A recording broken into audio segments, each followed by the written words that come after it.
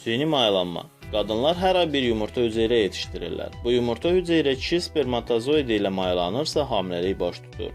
Yumurta hüceyrə beyində yerləşən hipofiz vəzin hormonu, FSH, yəni follikul stimul edən hormon kontrolu ilə yumurtalıqda yetişdirilir. Süni mayalanmada da biz vücudun bu mükəmməl sistemini təqlid etməyə çalışırıq. Süni mayalanmada ilk etap follikulların stimul edilməsidir.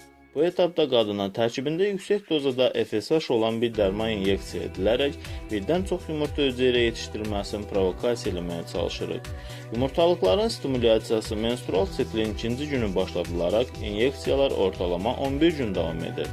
Bu günlərdə qadına 3-4 dəfə ultrasəs müayinəsi edərək follikulun yetişməsini izləyirik. Follikulun ölçüsü maksimum 2 sm çatdıqda follikulu partlatmaq üçün xorionik qanadotropin inyeksiyası edilir. Normal şərtlərdə bu inyeksiyadan 48 saat sonra follikul partlayır. Yumurta hüceyrələrin bu vaxt başa çatmamış, yəni 35-36-cı saatda toplanması zəruridir. Əks halda yumurta hüceyrələrin qarın boşluğuna tökülmə riski var. O zaman təbii ki, yumurta hüceyrələr süni mayalanmaya yararsız olar. Yumurta hüceyrələri toplama prosesində lokal və ya ümumi anesteziya altında incə bir iynə ilə ultrasəs nəzarətində uşaqlıq yoluna girilir. Hardasa 8-10 yumurta hüceyrə əldə edilir. Toplanan yumurta hüceyrə kişidən alınan spermatozoidlərlə yan-yana qoyularaq mayalandırılır. Orta rəqəm olaraq hər yumurta hüceyrəyə 20-75 min spermatozoid gərəkir. Buna süni mayalanma deyilir. Bəzi hallarda kişinin spermatozoid sayı və ya hərəkətliliyi azdırsa, mayalanma mikroinyeksiya ilə, yəni X metodu ilə həyata keçirilir. Başqa sözlə, mikroskop altında tək bir spermatozoid yumurta hüceyrə içinə tükdən incə bir iynə ilə inyeksiya edilir. Mayalanmadan 24 saat sonra yumurta hüceyrə ikiyə bölünür, buna embrion deyilir. 72 saat sonra hüceyrə sayı 6-8 olur.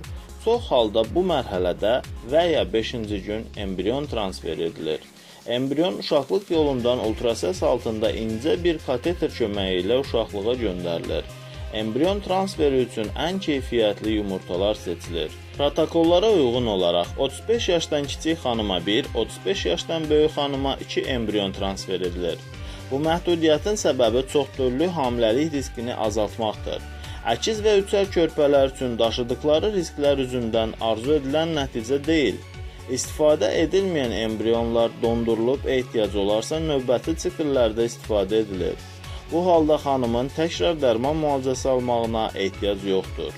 Embrion transferi anesteziyaya ehtiyac olmayan ağrısız müdaxilədir. Süni mayalanmanın bu son etapıdır. Transferdən 12 gün sonra hamiləlik testi edilir. Testin pozitiv olması gözlənilən nəticədir. Mənbə olaraq doktor Sənaye Aksoya istinad edilmişdir. Hazırladı Rauf Kazımov, həkim, uroloq.